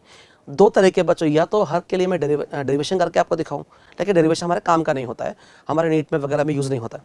तो हमें कुछ बॉडीज़ का जो सेंटर ऑफ मास है वो प्रॉपरली याद होना चाहिए। याद रहेगा तो हमारे क्वेश्चन जल्दी हो जाएंगे। ठीक है, तो एक एक करके हम लोग सेंटर ऑफ मास देख लेते हैं अलग अलग बॉडी के लिए, जो भी याद ही बच्चों रखना है। पहला देखते हैं, सबसे काम का है, ये हमारी रिंग है, ये हमारा सेंटर रिंग का, ये हमारी वाई एक्सिस है, ये हमारा ओरिजिन है O। इसका रेडियस बच्चों कितना है? R है। तो एक बात तो तय है कि एक जमाने में ये पूरी रिंग थी, तो इधर से मास आपने नहीं हटाया, नीचे से मास हटा दिया। इसका मतलब यहाँ के रेस्पेक्ट इधर मास बढ़ गया, तो सेंटर मास सेंटर से ऊपर की तरफ शिफ्ट होना ही है। इसका सेंटर मास का वाई कोऑर्डिनेट आएगा, एक्स कोऑर्डिनेट क्योंकि इस लाइन के रेस्पेक्ट में इधर देखिए आप, जितना मास आपने यहाँ से हटाया है उतना ही मास आपने यहाँ से भी हटाया है। ये सेंटर मास न तो इधर शिफ्ट होगा काटने के बाद, ना ही इधर शिफ्ट होगा। इसका मतलब सेंटर मास का एक्स कोऑर्डिनेट तो वही होगा जब पूरी डिस्क के लिए था, और पूरी डिस्क के लिए सेंटर मास का एक्स कोऑर्डिनेट कितना था, 0 था। तो अभी भी सेंटर मास का एक्स कोऑर्डिनेट तो क्या रहेगा, 0 ही रहेगा, लेकिन वाई कोऑर्डिनेट चेंज हो जाएगा क्योंकि नीचे आपने मास हटा दिया है और इधर मास ऑलरेडी है। इसका मतलब इधर मास बढ़ गया तो सेंटर मास ऊपर की तरफ शिफ्ट होना है। तो यहाँ से कितना दूर जाकर शिफ्ट हो जाएगा, ये ओ सेंटर है हमारा, ओरिजिन है, मतलब यहाँ से कितना दूर सेंटर ऑफ मास का वाई कोऑर्डिनेट आने वाला है, ये या तो हम डिराइव करना देखें या फिर हमें याद रखना ही पड़ेगा क्योंकि वो हम डिराइव नहीं कर पाएंगे। तो YCM बच्चों कितना आता है, 2r/π आता है। ठीक है, इसी तरीके से बच्चों दूसरा पॉइंट क्या है हमारा, डिस्क है, सेमी सर्कुलर डिस्क ये हो गई। ये हमारा वाई कोऑर्डिनेट हो गया, ये हमारा ओरिजिन है 0,0, यहाँ भी सेम हालात है, ये हमारा डिस्क है, सेमी सर्कुलर डिस्क है। तो यहाँ भी वही है, एक्स कोऑर्डिनेट इधर शिफ्ट होना है ना इधर शिफ्ट होना है, क्योंकि इस लाइन के अबाउट अगर देखें तो इधर जितना मास आपने हटाया है उतना ही मास इधर से भी आपने हटा दिया गया है। इसलिए सेंटर मास ना इधर शिफ्ट होना है ना इधर शिफ्ट होना है। तो सेंटर मास कहाँ पर शिफ्ट होना है, नीचे मास नहीं है ऊपर मास है, ये सेंटर मास सेंटर से ऊपर की तरफ शिफ्ट हो जाएगा। सेंटर में कब था, जब पूरी डिस्क थी हमारी। तो यहाँ से इस जगह पर सेंटर ऑफ मास आ गया, ये हमारे सेंटर ऑफ मास का वाई कोऑर्डिनेट है, और इसमें YCM में कितना लिखूंगा, 4r/3π। क्लियर बात। तो ये किसके लिए centre of mass, semi circular disc के लिए है। ये किसके लिए बच्चों, एक वायर है सेमी सर्कल के फॉर्म में, उसका सेंटर मास का पोजीशन है। इस जगह देखते हैं अपन थर्ड वाला पॉइंट। थर्ड वाले पॉइंट में याद रखें, एक हमारे पास में ये y एक्सिस हो गया और ये x एक्सिस, ये हमारा ओरिजिन था। ये हमारा सॉलिड स्फीयर है, सॉलिड हेमी स्फीयर, HS मतलब हेमिस्फीयर। तो उसका भी सेंटर ऑफ मास इस पॉइंट के रेस्पेक्ट में हम निकालते हैं। ये भी आपको पता लग रहा हो, यहाँ पर सेम नीचे मास है नहीं था, अगर मास तो पूरा स्फीयर होता तो सेंटर ऑफ मास सेंटर भी आता, लेकिन क्योंकि मास आपने यहाँ पर बढ़ा दिया, सेंटर ऑफ मास वाई पर शिफ्ट होना है, तो कितना ऊपर हो जाएगा, ये हमारा वाई कोऑर्डिनेट हो गया सेंटर ऑफ मास का। तो ये YCM बच्चों हम लोग लिखते हैं 3r/8। फोर्थ, अगर मान लीजिए ये सॉलिड स्फीयर था, मतलब सॉलिड हेमिस्फीयर था, ये होलो हेमिस्फीयर, तो सेंटर से कितना ऊपर जाएगा इसका सेंटर ऑफ मास, YCM बच्चों हो जाएगा r/2 हो जाएगा। तो centre of mass hollow hemisphere के लिए सेंटर से कितना ऊपर होगा, जितने भी हम और निकाल रहे हैं वाई कोऑर्डिनेट सब इस सेंटर के रेस्पेक्ट में निकाल रहे हैं। तो ये 3-4 हैं एग्जांपल जो आप याद रख सकते हैं। आप चाहे तो बच्चे कोण के लिए भी याद रख सकते हैं, यहाँ पर 5 पॉइंट लिख देते हैं हम लोग। ये है हमारा कोण, ये हमारा सॉलिड कोण है। तो ये हाइट पूरी यहाँ से यहाँ तक कितनी है बच्चों, h है। ठीक है, तो यहाँ से सेंटर मास इधर आएगा और वो कितना ऊपर आएगा, h डैश मान लेते हैं। h डैश कितना होगा बच्चों, h/4। ये h क्या है बच्चों, यहाँ से लेकर के यहाँ तक की हाइट है, यहाँ से लेकर के यहाँ तक की हाइट, इसको एपेक्स बोलते हैं, सॉरी वर्टेक्स बोलते हैं, एपेक्स बोल दीजिए। तो ये हाइट तो टोटल कितनी आपके पास h है, सेंटर में यहाँ से कितना ऊपर आएगा h डैश पर, वो h डैश कितना है h/4। तो यहाँ से h/4 पर इसका सेंटर ऑफ मास की पोजीशन आएगी, किसके लिए, सॉलिड कोन के लिए आती है। ठीक है, ऐसे बच्चों अगर अपन होलो कोन ले लें, ये सॉलिड कोन था, ये हमारा होलो कोन है। यहां से देखते हैं इस जगह पर, ये हमारा सेंटर ऑफ मास की पोजीशन हो गई। टोटल हाइट बच्चों इस बार कितनी, वही h है, तो h डैश बच्चों जो आएगा वो h/3 आएगा। तो ये 5-6 चीजें जो अपन को सेंटर मास याद रखने ही होंगे, क्योंकि सवाल कभी कभार आ जाते हैं। स्पेशली बच्चों आपके काम की बातें बताता हूँ कौन कौन से स्पेशली। एक तो ये काम आएगा हमारे पास, सेमी वायर है या सेमी रिंग है ऐसे बोल सकते हैं, वो काम आएगा। एक हमारे पास सेमी डिस्क है, वो काम में आएगा। ज़्यादा से ज़्यादा अगर जब पड़ जाए हमारे तो सॉलिड स्फीयर भी, सॉलिड हेमिस्फीयर भी काम में आ सकता है। बाकी लगभग कोई सवाल ऐसे जनरली बनते नहीं है बच्चों जो आपको याद करने पड़े, ज़्यादा नीट पे तो नहीं बनते हैं। ठीक है, आगे बच्चों हम लोग बढ़ते हैं। अब आता है वेलोसिटी ऑफ सेंटर ऑफ मास। हम लोगों ने सेंटर ऑफ मास की पोजीशन निकालना बच्चों सीख लिया है। अब देखते हैं सेंटर ऑफ मास की पोजीशन बच्चों कैसे निकालते हैं। मान लीजिए बच्चों सिस्टम के अंदर कई सारे पार्टिकल्स हैं, जैसे ये हमारा, ये हो गया एक्स कोऑर्डिनेट, ये हो गया वाई कोऑर्डिनेट। एक पार्टिकल बच्चों यहाँ जा रहा है, उसकी वेलोसिटी कितनी है v1, मास कितना है m1। एक पार्टिकल ये जा रहा है जिसकी वेलोसिटी कितनी है v2 है और इसका मास कितना है m2 है। एक पार्टिकल ऐसे जा रहा है, ये है v3, इसका मास कितना है m3 है। मुझे सेंटर ऑफ मास की वेलोसिटी बच्चों निकालनी है। तो सेंटर ऑफ मास की वेलोसिटी बच्चों ऐसे निकाली जाती है, m1 v1 vector plus m2 v2 vector plus m3 v3 vector upon m1 plus m2 plus m3। ठीक है, तो इसमें सभी के क्या है, ये m1 v1 plus m2 v2 plus m3 v3 क्या है, सिस्टम में जितने भी पार्टिकल्स हमारे इंक्लूडेड हैं उन सभी पार्टिकल्स का मोमेंटम इंडिविजुअली देख लीजिए और उन सभी का जो मोमेंटम है उन सबको वेक्टरली ऐड कर दीजिए। मतलब मैं चाहूँ तो उसको ऐसे लिख सकता हूँ, देखो एक पार्टिकल जिसका मोमेंटम कितना है, सिस्टम के अंदर एक पार्टिकल है जिसका मोमेंटम कितना है p1 वेक्टर, दूसरा पार्टिकल है उसका मोमेंटम p2 है, तीसरे वाले पार्टिकल का मोमेंटम p3 है, अपॉन ये हो गया total mass of the system is equal to centre of mass की वेलोसिटी। इस तरीके से बच्चों हम लोग सेंटर ऑफ मास की वेलोसिटी यहां से निकाल लेंगे। तो इसका मतलब सभी जितने भी सिस्टम में पार्टिकल्स हैं सभी का इंडिविजुअल मोमेंटम को वेक्टरली ऐड कर दीजिए upon total mass of the system कर दीजिए, सेंटर ऑफ मास की बच्चों वेलोसिटी आ जाती है। ठीक है, अब इसी पर बेस बच्चों एक क्वेश्चन हम लोग देखते हैं। वो क्वेश्चन देखिए क्या है। 3 पार्टिकल्स हैं जिनके मास 1 kg है, 2 kg है, 3 kg है। इनकी वेलोसिटी 10 मीटर पर सेकंड एक्स डायरेक्शन, दूसरे वाले पार्टिकल की 20 मीटर पर second y direction and third particle की वेलोसिटी 5√2 मीटर पर second at an angle 45 degree with x axis. Then find the velocity of centre of mass. ठीक है, तो हम लोग सेंटर ऑफ मास की वेलोसिटी निकालते हैं।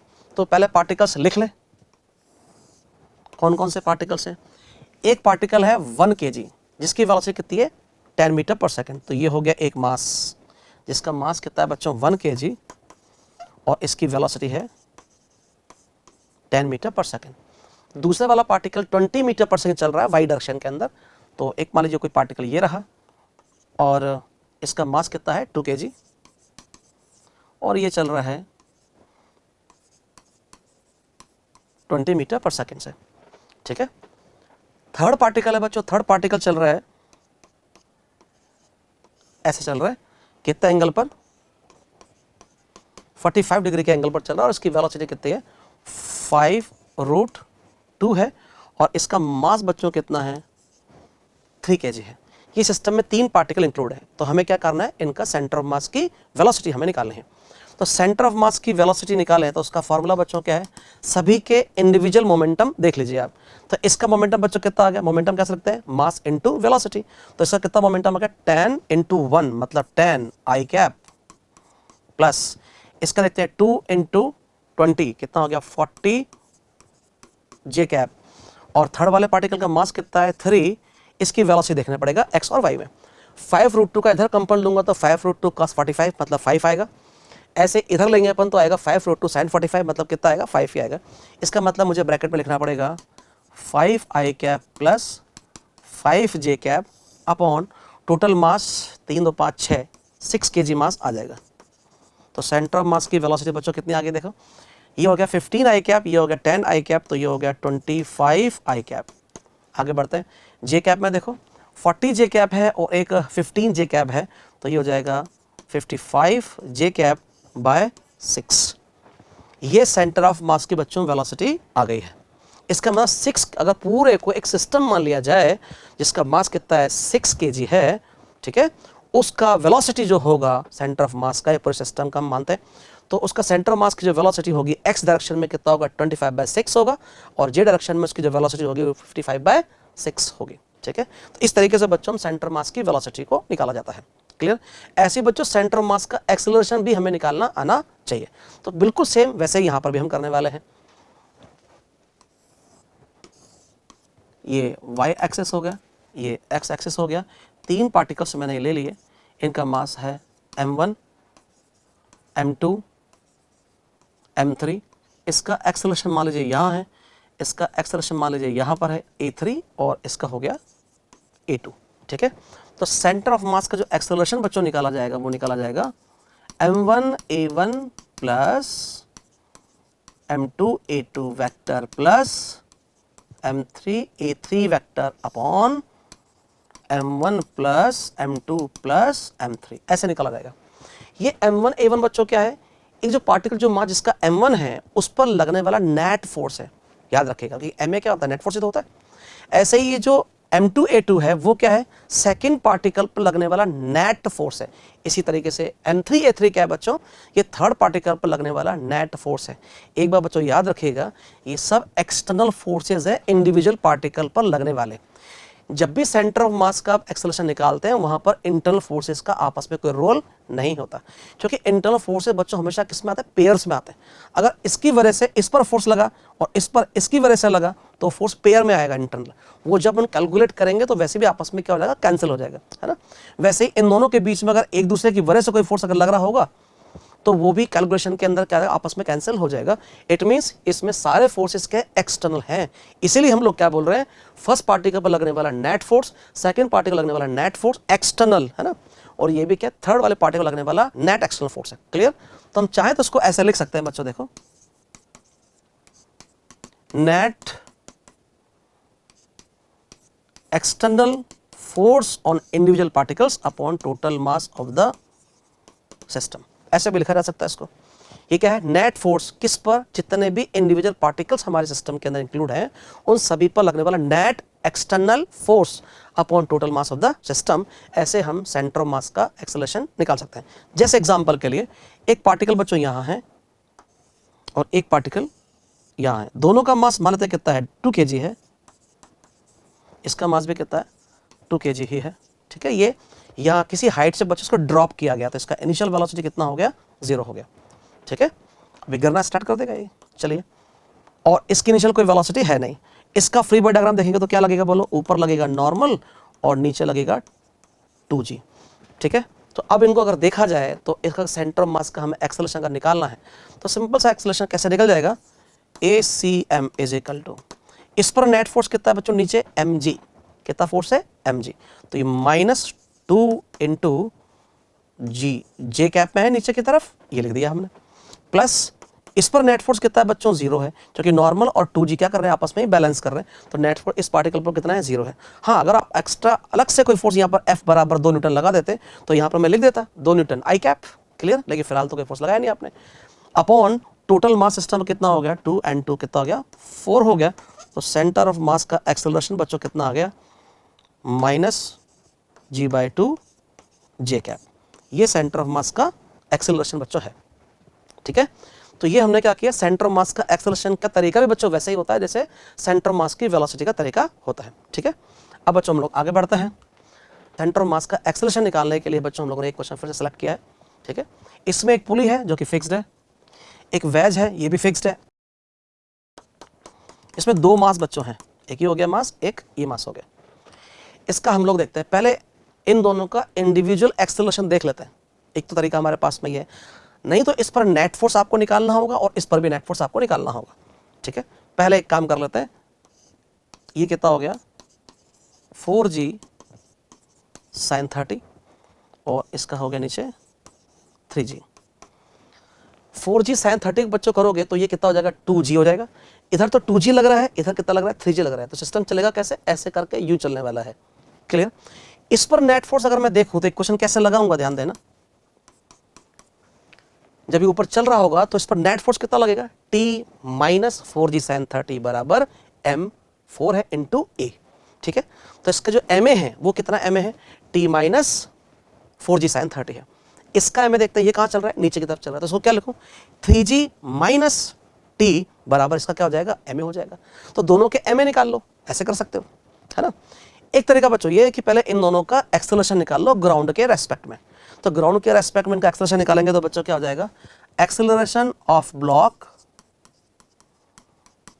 विद रिस्पेक्ट टू ग्राउंड, ये कितना है नीचे 3g, ये रोक रहा है तो ये कितना हो गया 2g, समझ गए। 4g sin 30 का मतलब 2g हो गया, अपॉन टोटल मास सिस्टम कितना है 7 हो गया, तो ये हो गया आपके पास g/7। ये तो हमारा एक्सेलरेशन हो गया। ये एक्सेलरेशन g/7 बच्चों इसका इधर हो गया और इसका एक्सेलरेशन इधर हो गया, क्लियर। और ये एंगल आप समझ गए कितना है, 30 दिया हुआ है। ऊपर डायरेक्शन को वही जे कैप मान लेंगे, नीचे वाले को माइनस जे कैप, इधर मान लेंगे आई कैप, इधर मान लेंगे माइनस आई कैप। देखते हैं बच्चों, दोनों का एक्सेलरेशन पहले निकाल के देख लेते हैं। ये दोनों का एक्सेलरेशन आ गया, वेक्टर फॉर्म में इसको लिख लेते हैं। इसका एक्सेलरेशन वेक्टर फॉर्म में लिखूं 4 kg लिख देता हूं यहाँ पर। A4 मतलब 4 kg वाले का एक्सेलरेशन में कैसे लिखूं, इसका एक्स है किधर, इधर, तो आई में और जे में लिख दूं, तो ये हो जाएगा A cos 30 I cap plus A sin 30 J cap. Clear. ऐसे ही इसका भी लिखते हैं, कितने वाले का है, 3 kg वाले का एक्सेलरेशन है, इसलिए मैंने इसको A3 बच्चों लिख दिया। इसका नीचे की तरफ है, कितना है, A ही तो है, तो लिख देते हैं माइनस A J कैप। ठीक है, दोनों का एक्सेलरेशन पता लग गया। अब सेंटर ऑफ मास का एक्सेलरेशन मैं निकाल लेता हूं, कैसे लिख देंगे अपन, 4 इंटू इसका एक्सेलरेशन ये रहा, A बाहर ले लेता हूं, ये कितना हो जाएगा cos 30 I cap plus sin 30 J cap. लेकिन आगे भी बात करते हैं, ये किसका है, 4 kg वाले का। 3 kg वाले का देखो, 3 kg वाले का मास तो कितना है बच्चों, 3 है, और एक्सेलरेशन कितना है, माइनस, ये है A J कैप। ठीक है, तो ये है आपके पास में 3 minus A J cap upon total मास कितना होगा सिस्टम का, 7 हो गया। तो देखते हैं सेंटर ऑफ मास का एक्सेलरेशन कितना आता है। यहाँ से और यहाँ से A बच्चों बाहर ले लें हम लोग, तो पहले ये A बाहर हो गया। अब ये कितना हो जाएगा, सबको वैल्यू रख दो, ये हो जाएगा cos 30 I कैप, तो इसका मतलब √3/2। अच्छा, अंदर 4 से इसको मल्टीप्लाई कर देता हूँ, तो ये हमारे पास में हो जाएगा 2√3 I कैप प्लस, आगे बढ़ते हैं, ये हो जाएगा 1/2 और ये है 4, तो ये हो जाएगा 2 J कैप प्लस, ये हो जाएगा आपके पास 3, ये minus A J cap upon total मास कितना हो गया, 7। ठीक है, आई को एक साथ लिख दो और वाई को एक साथ लिख दो, है ना। चलिए देखिए, आई कैप ये रहा, अकेला ही है, तो इसका तो कितना हो गया आपके पास 2A √3, 2A √3 I cap by 7। और आगे बढ़ते हैं, माइनस लगा देते हैं, ये माइनस किसकी वजह से आया, इसकी वजह से आया। ये कितना आपके पास 2A J कैप, और ये कितना है माइनस 3A J कैप है, इसका मतलब minus A J cap by 7 आ जाएगा। ठीक है, माइनस 3A कैप है, माइनस 3A J कैप है, और ये कितना है 2A प्लस में J कैप है, तो माइनस A आ गया, और अपॉन 7 तो है ही, हमने A7 लिख दिया। ठीक है, अब ये हमारे पास में एक्सेलरेशन आ गया। चाहो तो यहाँ से A कॉमन ले लो, और A की वैल्यू जो हम लोगों ने निकाली थी, ये रही हमारे पास में A की वैल्यू G/7, यही हमारा A था, ये वैल्यू हम लोग यहाँ रख देंगे। तो यहाँ पर हमारा हो जाएगा, A बाहर निकाल लीजिए, 7 बाहर निकाल लीजिए, ये हो जाएगा आपके पास में 2√3 I कैप, और ये हो जाएगा माइनस J कैप। ठीक है, A/7 को मैंने बाहर निकाल लिया है। अब A की वैल्यू यहाँ पर रख देते हैं, तो ये G/7 रख देते हैं, तो ये हो जाएगा मेरे पास ACM बराबर, यहाँ रखते हैं G/7, तो G/49 हो जाएगा, 2√3 I कैप हो जाएगा माइनस J कैप हो जाएगा। तो ये मेरे सेंटर ऑफ मास का एक्सेलरेशन बच्चों यहाँ पर निकला है। तो इस तरीके से हम सेंटर ऑफ मास का एक्सेलरेशन भी फाइंड कर सकते हैं। जैसे पहले हमने velocity of centre of mass find किया था, बिल्कुल उसी तरीके से बच्चों में सेंटर ऑफ मास का एक्सेलरेशन भी पता करना हो तो इस तरीके से हम पता कर सकते हैं। ठीक है, आगे बच्चों हम लोग बढ़ते हैं। अब टॉपिक हमारा है बच्चों कंजर्वेशन ऑफ मोमेंटम। हालांकि कंजर्वेशन ऑफ मोमेंटम बच्चों न्यूटन्स लॉ ऑफ मोशन में भी आता है, लेकिन क्योंकि यहाँ पर टारगेट मेरा बच्चों क्या है, 2 टाइप के क्वेश्चन सिखाना है, इसलिए मैंने कंजर्वेशन ऑफ मोमेंटम रखा है टॉपिक। ठीक है, F इजिकल टू हम लोग बच्चों कैसे देखते हैं, F vector is equal to dp vector upon dt। इसका मतलब ये क्या है, rate of change of momentum is equal to force, ये हम जानते हैं। ये कौन सा फोर्स है बच्चों, एक्सटर्नल है। ठीक है, तो अगर मान लीजिए हम देखें कि अगर एक्सटर्नल फोर्स सिस्टम पर कितना है, 0 है, एक्सटर्नल फोर्स सिस्टम पर कितना है, 0, तो हम बोल सकते हैं कि चेंज इन मोमेंटम कितना आएगा बच्चों, 0 आएगा। इसका मतलब सिस्टम का जो मोमेंटम होगा वो क्या रहेगा, कांस्टेंट रहेगा। ये बच्चों याद रखिएगा, ये सिस्टम का है। एक्सटर्नल फोर्स से मतलब क्या है, जो हमारे सिस्टम में पार्टिकल्स इंक्लूडेड हैं, उन दोनों पार्टिकल पर एक्सटर्नल एजेंसी कोई फोर्स नहीं लगाना चाहिए। समझ आया, उसको हम क्या बोल रहे हैं, एक्सटर्नल। अगर बाहर से एक्सटर्नल एजेंट कोई फोर्स नहीं लगा रहा है किसी पर भी, चाहे पहले पार्टिकल पर चाहे दूसरे पार्टिकल पर, किसी पर भी कोई एक्सटर्नल फोर्स अगर नहीं लगा रहा है बाहर से, तो इसका मतलब सिस्टम का मोमेंटम हमेशा क्या रखेंगे, कांस्टेंट रखेंगे। इसका मतलब दूसरे शब्दों में बच्चों मैं ये भी कहना चाहता हूँ इसमें आपको कि अगर मान लीजिए बाहर से कोई फोर्स सिस्टम पर नहीं लग रहा है तो सिस्टम का जो मोमेंटम होगा वो जो कांस्टेंट है, जो पहले था अभी भी क्या है, कांस्टेंट है। इसका मतलब सेंटर ऑफ मास अगर पहले रेस्ट पर था तो अभी भी सेंटर ऑफ मास रेस्ट पर रहेगा, और अगर सेंटर ऑफ मास पहले किसी VCM वेलोसिटी चल रहा था तो अभी भी सेंटर ऑफ मास उतने ही वेलोसिटी चलेगा, क्योंकि बाहर से कोई फोर्स नहीं लग रहा है। दो तरीके से हम लोग कह सकते हैं। तो मैं दूसरा वाला जो पॉइंट मैंने आपको बोला एक बार रिपीट कर दूं कि अगर बाहर से कोई फोर्स नहीं लग रहा है तो सेंटर ऑफ मास अगर पहले से रेस्ट पर था तो अभी भी बच्चों क्या रहेगा, रेस्ट पर रहेगा सेंटर ऑफ मास।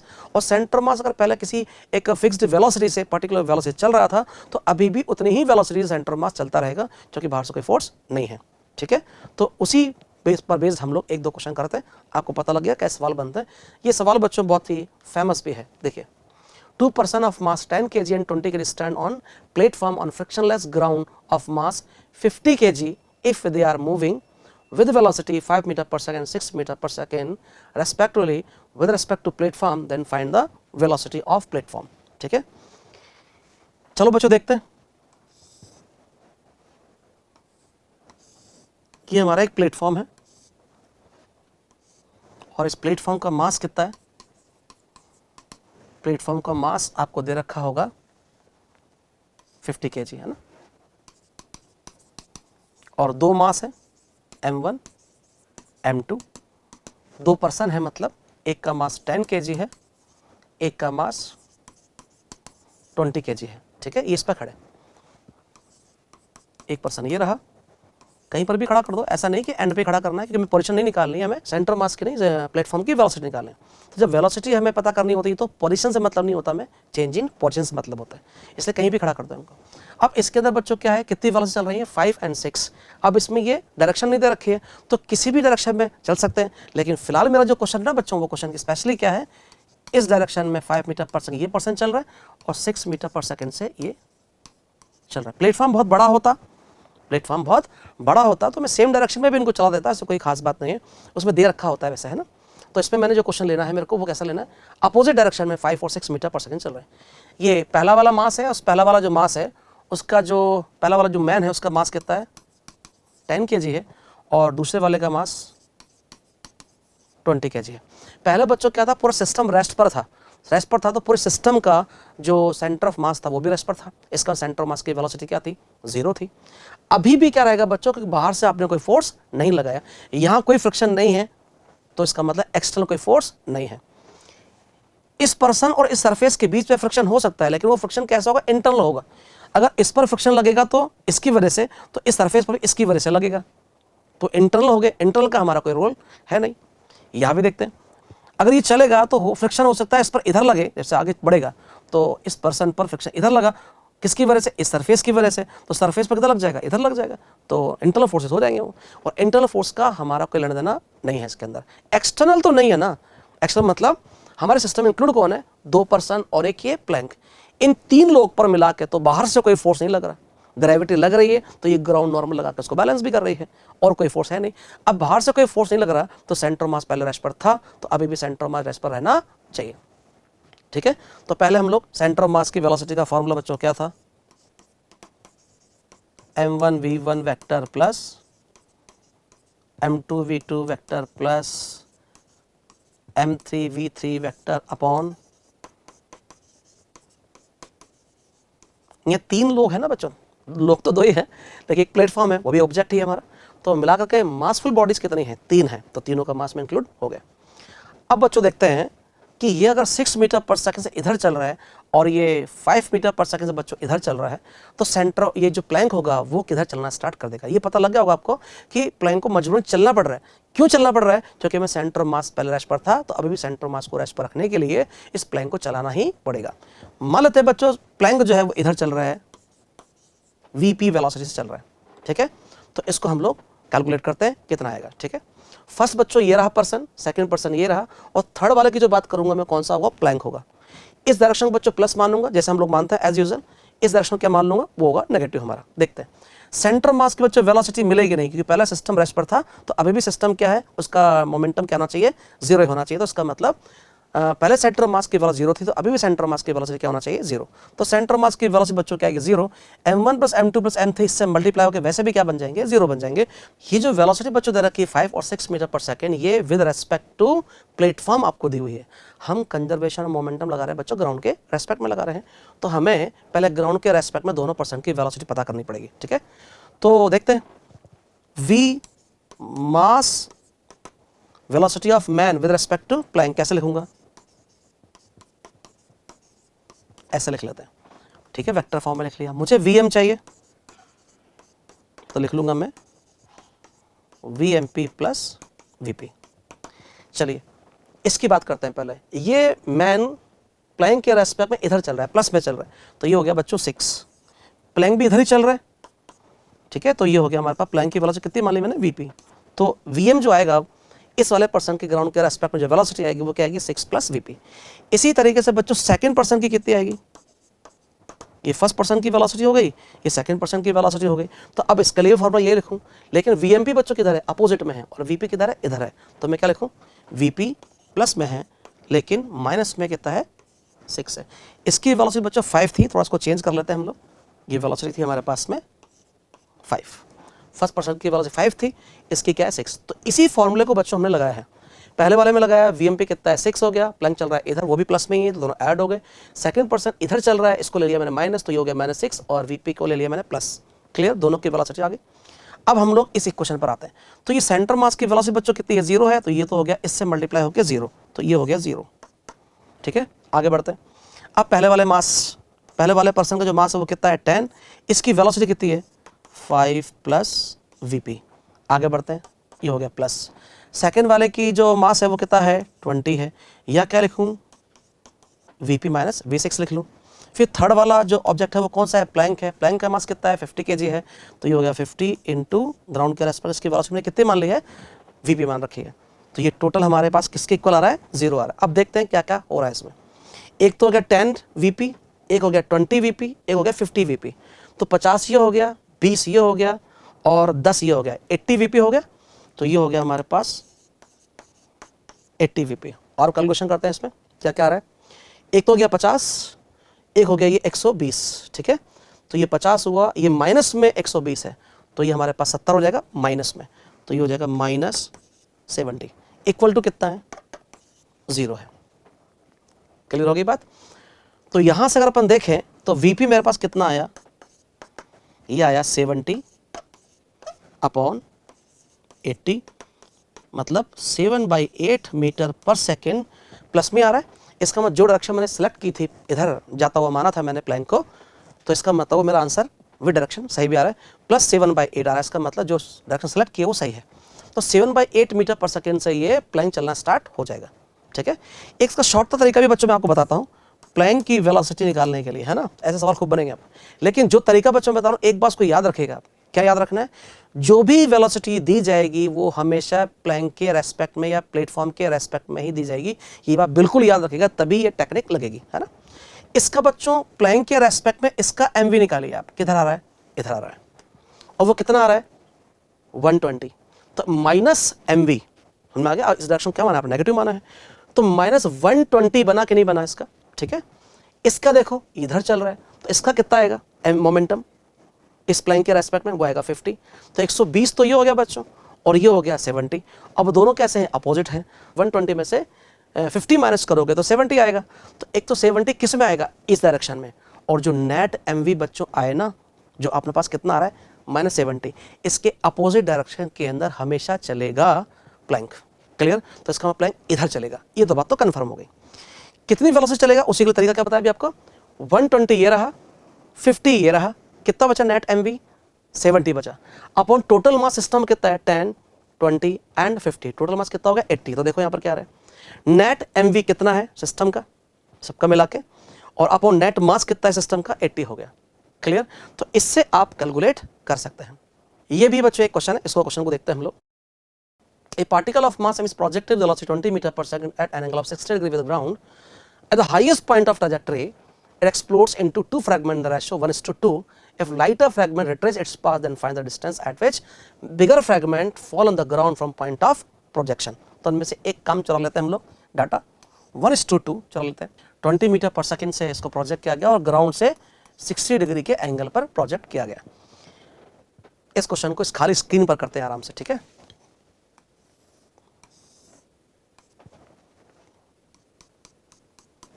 यहां से एक पार्टिकल को आपने, अगर एक्सप्लोड नहीं होता तो उसका मोशन इस तरीके से होता। तो ये वेलोसिटी इनिशियल आपको दे रखी u is equal to 20 metre पर सेकेंड, ये एंगल दे रखा है 60 डिग्री, ये हमारा हाईएस्ट पॉइंट है। इस हाईएस्ट पॉइंट पर ही वो m मास का टुकड़ा दो पार्ट्स में ब्रेक हो गया है और उनका रेशियो कितना है 1:2 में है। तो अगर जो पार्टिकल था उसका मास अगर बच्चों m मान लिया जाए तो इसके मास कितना, लाइटर पार्टिकल का मास कितना हो जाएगा m/3 और ये हो जाएगा बिगर जो फ्रैगमेंट होगा उसका मास हो जाएगा 2m/3। लाइटर पार्टिकल के लिए बच्चों क्या रहा है, पहले एक काम करते हैं, जब ये बम एक्सप्लोड हुआ होगा, हाईएस्ट पॉइंट पर एक्सप्लोड हुआ है, एक्सप्लोजन के जस्ट पहले बच्चों यहां पर वेलोसिटी कितनी होगी, तो ये होगी u cos 60। एक्सप्लोड होने के जस्ट पहले वेलोसिटी क्या है, u cos 60 है। कुछ देर बाद बच्चों क्या हुआ, एकदम से एक्सप्लोजन हो गया। एक्सप्लोजन होने के बाद में जो अपना लाइटर पार्टिकल m/3 अपने पाथ को रिट्रेस करा, इसका मतलब इस पाथ पर चल करके आया था तो इसी पाथ पर वापस से लौट करके यहां गिर गया। कौन, लाइटर पार्टिकल। तो अगर पार्टिकल को इसी रास्ते पर वापस आना है तो उस पार्टिकल की बच्चों वेलोसिटी मजबूरन u cos 60 रखनी पड़ेगी आपको, तभी वो अपने ही पाथ को रिट्रेस करेगा, क्योंकि ये ऐसे रास्ते पर आया है। अगर इसकी लाइटर पार्टिकल की टूटने के बाद वेलोसिटी अगर इस डायरेक्शन में u cos 60 से ज्यादा हुई तो पार्टिकल ये ऐसे आएगा, अपने पाथ पर तो नहीं गया। u cos 60 से कम होती तो पार्टिकल ऐसे आगे यहाँ गिर जाता। वो कह रहा है रिट्रेस इट्स पाथ, मतलब इसी पाथ को फॉलो करते हुए जाना है। इसका लाइटर पार्टिकल की वेलोसिटी एक्सप्लोजन के जस्ट बाद इतनी बन जाएगी, तो बिगर पार्टिकल की वेलोसिटी कितनी बनेगी वो हमें चेक करना है। तो वो वेलोसिटी मान लेते हैं कितनी बच्चों, v। फिर से याद दिलाता हूँ, v क्या है, ये बिगर पार्टिकल की वेलोसिटी है एक्सप्लोजन होने के बाद, मतलब इस पार्टिकल की। लाइटर पार्टिकल की वेलोसिटी एक्सप्लोजन के बाद इधर होगी, वो कितनी हो गई, u cos 60। और जब ये एक्सप्लोजन नहीं हुआ उसके जस्ट पहले हाईएस्ट पॉइंट पर जो वेलोसिटी थी m मास के टुकड़े की, वो कितनी थी, u cos 60 थी। तो कंजर्वेशन मोमेंटम लगाते हैं।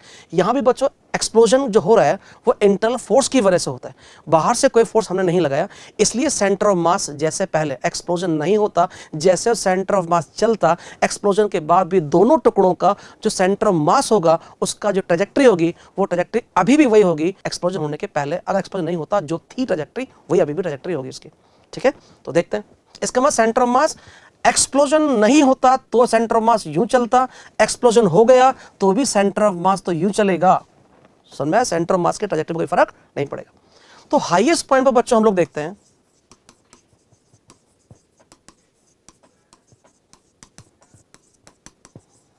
हाईएस्ट पॉइंट पर बच्चों एक्सप्लोजन के जस्ट पहले, एक्सप्लोजन के जस्ट पहले, बिफोर द एक्सप्लोजन मोमेंटम क्या था, और बाद में एक्सप्लोजन के बाद आफ्टर उतना ही मोमेंटम सिस्टम का होना चाहिए। एक्सप्लोजन के पहले जस्ट मास कितना था, उस पार्टिकल का m था, उसकी वेलोसिटी हाईएस्ट पॉइंट पर कितनी थी, u cos 60 थी। बाद में देखें, बाद में क्या हुआ, बाद में एक पार्टिकल का मोमेंटम इधर हो गया जिसका मास कितना है m/3 और वेलोसिटी बच्चों कितनी है, माइनस लेना पड़ेगा क्योंकि डायरेक्शन कैसी है, माइनस। मैंने इसको क्या लिया है, प्लस, ठीक है। तो इसकी वेलोसिटी बच्चों कितनी है, u cos 60 है, प्लस भारी वाले का मास कितना है 2m/3 और इसकी वेलोसिटी क्या v वो मुझे पता नहीं, वो मुझे कैलकुलेट करनी है। इसको बच्चों इधर ले आता हूं तो ये 1/3 है और ये 1 है तो 4/3 हो जाएगा। तो 4/3 m u cos 60 is equal to ये हो जाएगा 2m/3 इंटू v। 3 से 3 बच्चों क्या हो जाएगा, कैंसिल हो जाएगा, और ये m से m भी बच्चों क्या हो गया, कैंसिल हो गया, 2 इधर साफ हो जाएगा और cos 60 की वैल्यू कितना थी, हाफ, तो ये 2 से 2 कैंसिल हो जाएगा। इसका मतलब v की जो वैल्यू आएगी बच्चों, v की वैल्यू भी, तो यहाँ से जो v की वैल्यू आएगी और v की वैल्यू आपके पास में आई u के बराबर, ठीक है। अब u की वैल्यू कितनी है, 20 मीटर पर सेकेंड है। इसका मतलब यहाँ पर जो वेलोसिटी है वो कितनी आई है, 20 मीटर पर सेकेंड आई। अब ध्यान से समझिएगा इस बात को, एक्सप्लोजन के पहले वेलोसिटी बच्चों कितनी थी, u cos 60। u cos 60 का मतलब कितना हो गया, 10, यहाँ रखो u की जगह, ये हो गया 10, ठीक है। और बाद में वेलोसिटी बच्चों कितनी हो गई 20। इसका मतलब है कि यहाँ पर एक्सप्लोजन के बाद 2m/3 टुकड़े की जब वेलोसिटी डबल हो गई तो ये बच्चों यहाँ से ऐसे आके गिरेगा। सुनना वापस ध्यान से, अगर मान लीजिए एक्सप्लोजन नहीं होता तो वो इस ट्रैक पर चलता और कितनी वेलोसिटी हाईएस्ट पॉइंट पर उसकी u cos 60। u cos 60 means 10 metre पर सेकंड। cos 60 हाफ हो गया, u की वैल्यू कितनी हो गई 20 हो गई, तो 10 मीटर पर सेकंड हो गया। तो ये यहाँ गिरता, लेकिन अब जब एक्सप्लोजन हो गया, एक्सप्लोजन हो जाने के बाद अब वेलोसिटी बच्चों कितनी है v, और v की वैल्यू कितनी है 20। इसका मतलब पहले के रेस्पेक्ट में वेलोसिटी क्या होगी, डबल हो गई। तो जब वेलोसिटी 10 थी तो वो यहाँ गिरा था, तो ये वेलोसिटी क्या हो गई 20 हो गई, डबल हो गई। तो यहाँ से वो इस डिस्टेंस पर ना गिर के इस डिस्टेंस के डबल डिस्टेंस पर जाके गिरेगा। ठीक है, अच्छा वैसे ये डिस्टेंस कितनी थी r/2, तो बच्चों ये भी कितनी होगी, फिर गारंटेड r/2 ही होगी। क्लियर बात। तो अब बताइए यहाँ से यहाँ तक की डिस्टेंस तो हो गई r, और ये डिस्टेंस क्या हो गई r/2। तो इसका मतलब इस पॉइंट से ये वाला पार्टिकल 2m/3 जब यहाँ आके गिरेगा तो उसकी वेलोसिटी या x कोऑर्डिनेट कितना हो जाएगा, एक तो हो गया r जो कि यहाँ से यहाँ तक था, और ये कितना है बच्चों r/2, ये भी कितना है r/2 है। ठीक है, तो इसका मतलब ये हो जाएगा आपके पास में 3r/, ये 3r/2 डिस्टेंस कहाँ से है बच्चों, ये हो गया r और ये है r/2। तो यहाँ से ही मैं मेजर करना था, मेजर कर लिया। अब r की वैल्यू पता लग जाए तो हमारा x भी पता लग जाएगा। और r कैसे निकालते हैं बच्चों आप लोग, u² sin 2θ/g। u कितना है 20, स्क्वायर होके इतना हो गया 400, नीचे कितना आ जाएगा 10, और sin 2θ, थीटा कितना है 60, तो sin 120 की वैल्यू, sin 120 कैसे निकाल सकते हैं, sin 90 + 30, तो cos 30 हो गया। ठीक है, cos 30 की वैल्यू कितनी होती है √3/2, तो ये 10 से 10 कट गया, 20 हो गया। तो r बच्चों कितना आ गया, r आपके पास में आ गया